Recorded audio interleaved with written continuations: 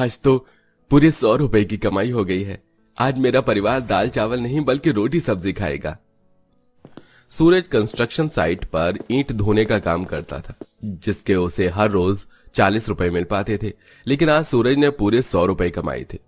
100 रुपए जितनी कम कमाई को देखकर भी सूरज काफी ज्यादा खुश होता है और उन मिले हुए 100 रुपयों से थोड़ा सा आटा और सब्जी लेकर आता है। सूरज जैसे ही आटा और सब्जी लेकर घर आता है तो सूरज के घर वाले काफी ज्यादा खुश होते हैं। अरे वाह, आज पापा आटा और सब्जी लेकर आए हैं।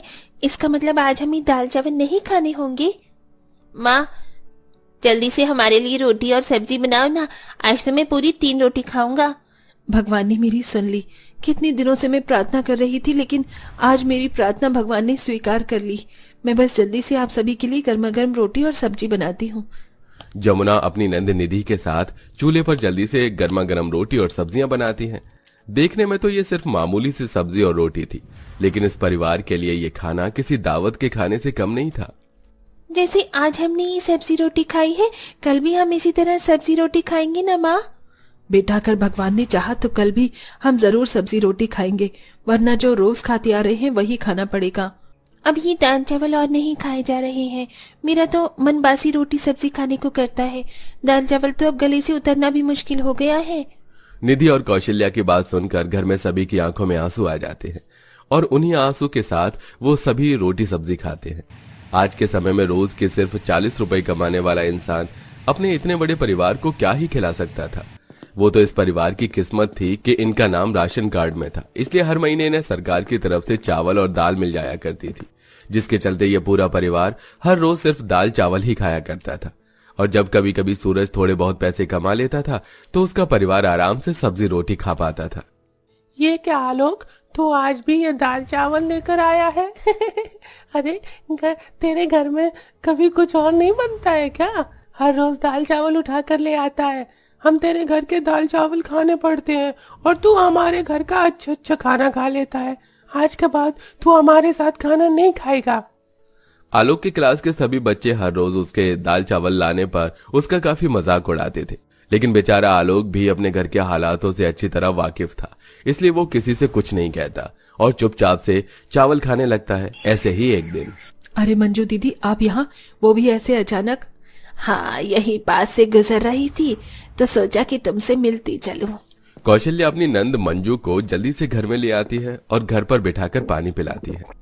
अरे अब क्या सिर्फ पानी पिलाओगी या थोड़ी बहुत पेट पूजा भी करवाओगी?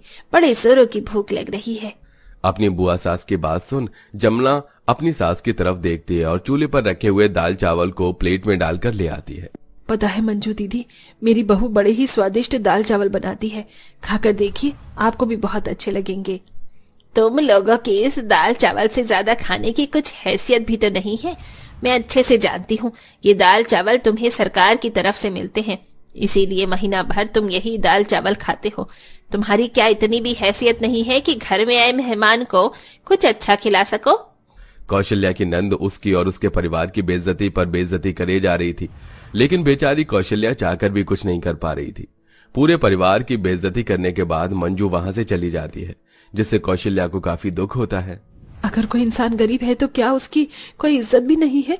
लोगों को सिर्फ पैसा दिखता है, किसी के दिल का प्यार नहीं। माँ जी, संभालिए खुद को, एक दिन देखना सब कुछ ठीक हो जाएगा। जो लोग आज हमारी गरीबी का मजाक उड़ा रहे हैं ना, भगवान उन्हें उनके किए की सजा जरूर देगा। जमुना हर दिन भगवान से अपने परिवार की स्थिति को ठीक करने के लिए प्रार्थना करती थी, लेकिन शायद अभी कुछ और दिन जमुना और उसके परिवार की जिंदगी में बस ये दाल चावल ही लिखे हुए थे। माँ, 1 महीना हो चुका है और आपने अभी तक एक बार भी रोटी सब्जी नहीं बनाई। माँ, कब बनाओगी रोटी सब्जी? मेरा रोटी सब्जी खाने का बहुत मन कर रहा है। हाँ, जल्दी से रोटी सब्जी बनाओ ना। बेटा, अगर घर में सब्जी और आटा होगा तभी तो मैं तुम लोगों के लिए रोटी सब्जी बनाऊंगी ना। न जाने कब तक इन दाल चावलों पर ही हमें अपनी जिंदगी गुजारनी होगी। हर रोज दाल चावल खाने की वजह से पूरे परिवार को ठीक से पोषक तत्व नहीं मिल पा रहे थे, जिसके चलते सबका शरीर काफी ज्यादा कमजोर हो चुका था और इस कमजोरी का सबसे ज्यादा असर जमुना के तीनों बच्चों पर था। हे भगवान, अब तू ही कोई रास्ता दिखा, वरना मेरे बच्चों की हालत तो और ज्यादा खराब हो जाएगी। अगर मेरे बच्चों को कुछ हुआ तो मेरा भरोसा तुझ पर से हमेशा हमेशा के लिए उठ जाएगा। जमुना आंगन में बैठी मन ही मन भगवान से सब कुछ ठीक करने के लिए प्रार्थना कर ही रही होती है कि तभी जमुना देखती है कि कई सारी औरतें अलग अलग सामानों को इधर से उधर ले जाकर बेच रही होती हैं। कोई बर्तन बेच रहा होता है तो कोई खाने पीने की चीज, जिससे वो सभी औरतें ठीक ठाक पैसे कमा रही होती हैं। ये सब देख जमुना को एक आइडिया आता है और वो जल्दी से अंदर जाती है। माँ जी, हमें सरकार की तरफ से ठीक ठाक दाल चावल मिल जाते हैं। पूरा महीना खाने पर भी बहुत सारे दाल चावल बच ही जाते हैं। तो क्यों ना इन बचे हुए दाल चावल को बनाकर मैं बाहर ले जाकर बेचूं, इससे मैं कुछ पैसे कमा सकती हूँ। भाभी, आइडिया तो बहुत ही ज्यादा अच्छा है। अगर आप कहो तो मैं भी कुछ काम करना चाहती हूँ। वो सामने वाला बंगला है ना, उसमें एक नौकरानी चाहिए जो घर की साफ सफाई और खाना बना सके। और ये सारे काम तो मुझे आते हैं। आपके साथ साथ फिर मैं भी 2-4 पैसे कमा सकती हूँ। कौशल्या अपनी बहू और बेटी को काम करने की इजाजत दे देती है और अब अगले दिन से ही जमुना दाल चावल बनाकर उन्हें बेचने के लिए निकल जाती है। वहीं निधि भी उस बड़े से बंगले में सफाई का काम करने लगती है। दाल चावल ले लो, दाल चावल, गर्मा गर्म दाल चावल ले लो, सिर्फ 20 रुपए प्लेट। और ठेले वाले तो 40 रुपए प्लेट दे रहे हैं और आप 20 रुपए प्लेट दे रही हैं। ये तो काफी सस्ते हैं। मेरे लिए एक काम करिए, 1 प्लेट लगा दीजिए। जितने भी मजदूर फैक्ट्री में काम करते थे दोपहर के वक्त वो यही सब खाया करते थे। जहां एक जगह उन्हें ये दाल चावल 40 रुपए में मिल रहे थे, वहीं जमुना दाल चावल 20 रुपए में बेच रही थी, जिससे कई सारे मजदूर जमुना के दाल चावल के ठेले पर ही आया करते थे, जिसके चलते जमुना 20 रुपए करके धीरे धीरे पैसे जोड़ने लगी थी। वहीं निधि भी साफ सफाई करके ठीक ठाक पैसे कमा लेती थी और आज पूरे 1 महीने के बाद दोनों नंद भाभी पैसे मिलाकर पूरे परिवार के लिए पहली बार अच्छा खाना लेकर आती हैं, जिसे देख पूरे परिवार की आंखों में खुशी के आंसू आ जाते हैं। अरे वाह, आज खाने में शाही पनीर, मिक्स वेज, रायता, पुलाव, पराठे, खीर, पनीर की सब्जी, इतना सब कुछ है।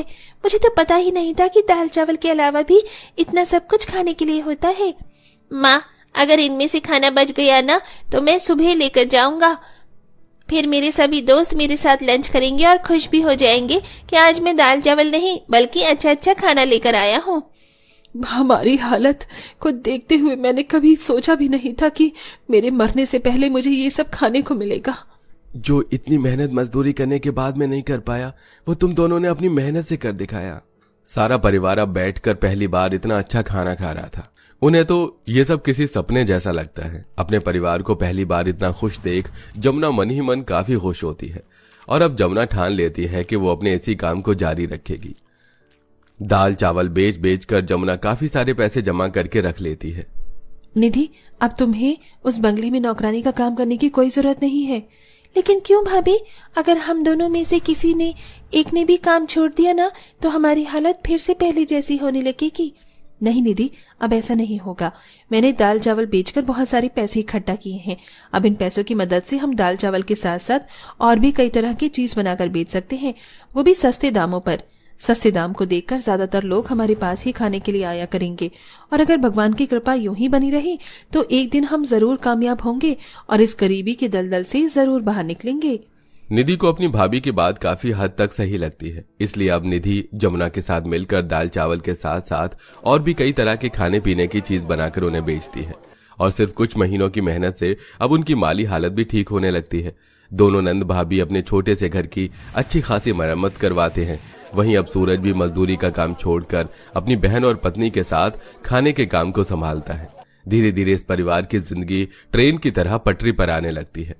बहू, तू तो हमारे लिए देवी है देवी। ये सब कुछ जो भी है ना, ये सब तेरी वजह से है। ये सब कुछ मैंने अकेले थोड़ी ना किया है, बल्कि निधि ने भी इसमें मेरा बराबर का साथ दिया है। माँ बिल्कुल ठीक कह रही है। भले ही मैंने मदद की है लेकिन इस मेहनत के पीछे आपका हाथ है।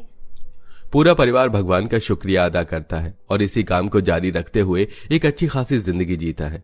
और साथ ही जब भी उन्हें कोई भूखा प्यासा दिखता तो वो जरूर उसकी मदद करते, क्योंकि उस भूखे प्यासे इंसान में कहीं न कहीं आज भी उन्हें अपने बीते हुए कल की जिंदगी दिखती है। ये होती है एक गरीब की जिंदगी, जिसे हर एक छोटी छोटी चीज के लिए तरसना पड़ता है। लेकिन कहते हैं ना, मेहनत करने वालों की कभी हार नहीं होती। जैसा कि हमारी कहानी की इस गरीब नंद भाभी ने जी तोड़ मेहनत की और अपने दम पर एक अलग मुकाम हासिल किया। तो दोस्तों, कैसी लगी आपको हमारी ये कहानी? हमें कमेंट करके जरूर बताइएगा।